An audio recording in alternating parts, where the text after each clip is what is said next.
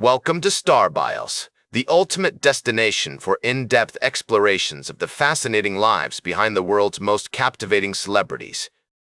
I'm your host, Casey Gold, and today we're going to delve into the remarkable journey of Count Basie, a jazz legend whose unique sound and style continue to inspire generations of music lovers. As we explore the early life of Count Basie, let's start with his birth on August 21st, 1904, in Red Bank, New Jersey. Born William James Basie, he was the second of two children to Harvey and Lillian Basie. His father, a coachman and stable manager, and his mother, a homemaker, instilled in him a strong sense of discipline and a love for music. The Basie family lived in a cozy house on West Street, surrounded by the charming streets and picturesque landscapes of Red Bank. Growing up in Red Bank, young Bill Basie was exposed to a diverse range of musical influences. He would often listen to his mother play the piano, and his father would take him to see vaudeville shows and concerts at the local theater. These early experiences sparked his interest in music and laid the foundation for his future career. As a child, Basie was fascinated by the sound of the piano and would often sneak into the local pool room to play on the upright piano. Basie's formal education began at the Red Bank Public School, where he excelled in his studies and developed a strong passion for music. He attended the school from 1910 to 1915, during which time he was introduced to the world of jazz by his teacher Lillian Smith. She encouraged him to pursue his love for music and even arranged for him to take piano lessons with a local teacher. In 1920, Basie met King Oliver, a renowned cornet player who would become a mentor and significant influence on his musical journey. This meeting marked the beginning of Basie's professional career in music, as he began performing with various bands in New Jersey and eventually moved to Harlem, New York in 1924. The vibrant cultural landscape of Harlem in the 1920s provided Basie with the perfect environment to explore his creativity, learn from his peers, and develop the distinctive style that would soon earn him recognition as Count Basie. He was surrounded by some of the most innovative and influential musicians of the era, including Duke Ellington, Bessie Smith, and Fats Waller. As we delve deeper into Basie's early life, it becomes clear that his family background, education, and early influences laid the groundwork for his future success.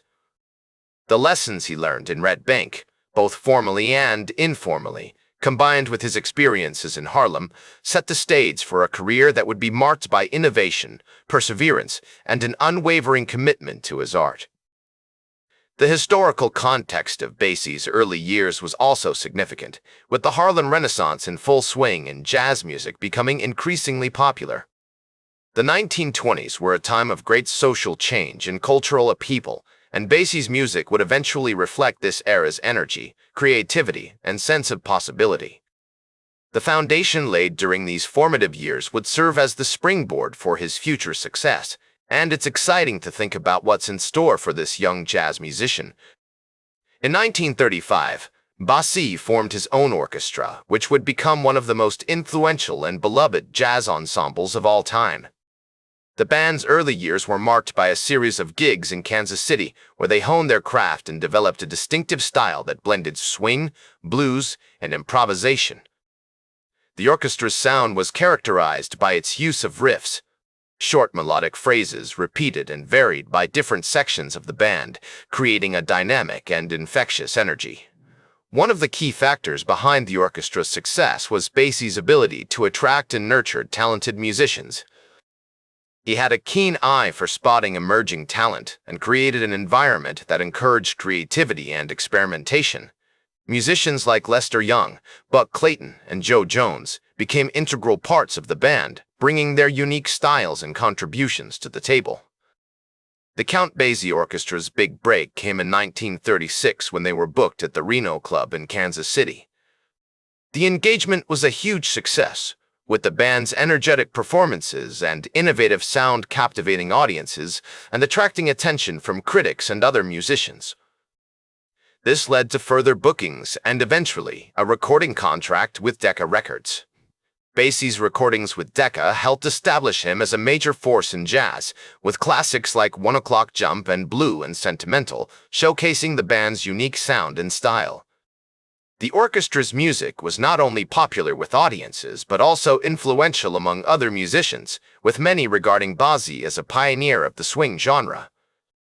Throughout the 1930s and 1940s, the Count Basie Orchestra toured extensively, performing at top venues and festivals across the United States.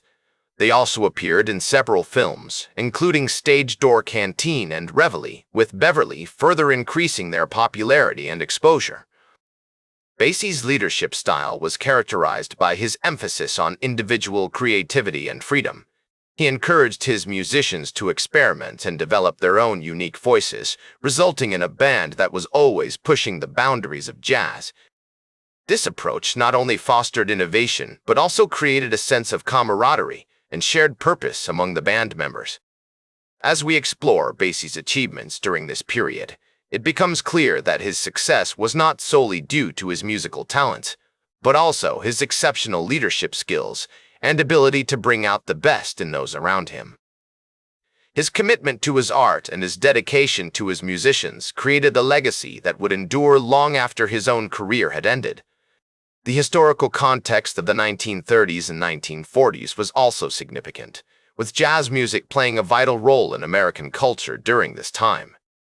The genre provided a platform for social commentary, self-expression, and cultural exchange, and Basie's music was at the forefront of these developments. The band's innovative style, combined with Basie's leadership and vision, cemented his status as one of jazz's most beloved and respected figures. In the 1950s, Basie faced significant changes in the musical landscape, with the rise of bebop and other new styles. However, he remained adaptable and open to new ideas, incorporating elements of these styles into his own music, while maintaining the essence of his unique sound. The Count Basie Orchestra continued to tour and record, releasing albums such as April in Paris and Basie Plays Hefty, which featured arrangements by legendary composer and arranger Neil Hefti. One of the key factors behind Basie's enduring success was his ability to attract new talent and foster a sense of community within the band. Musicians like Thad Jones, Frank Foster, and Joe Williams became integral parts of the orchestra, bringing their own unique styles and contributions to the table. Basie's leadership style, which emphasized individual creativity and freedom, created an environment that encouraged experimentation and innovation. Throughout the 1960s and 1970s, Basie continued to tour and perform, appearing at top venues and festivals around the world. He also collaborated with other legendary musicians, such as Ella Fitzgerald, Frank Sinatra, and Duke Ellington, resulting in some truly unforgettable performances and recordings.